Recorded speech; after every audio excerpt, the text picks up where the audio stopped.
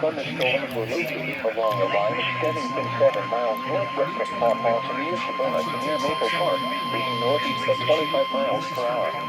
Hazard: golf balls size 4 and 60 miles per hour wind gusts. Source: radar indicators. Impact: people and animals outdoors will be injured. Expect hail damage to roofs, sidings, windows, and vehicles. Expect wind damage to roofs, sidings, and trees.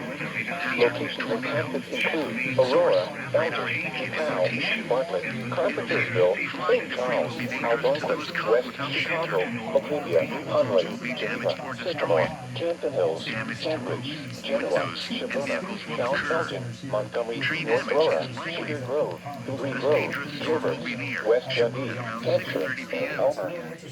A tornado watch remains in effect until 10 p.m. for north central and northeastern Illinois. Remain alert for a possible tornado.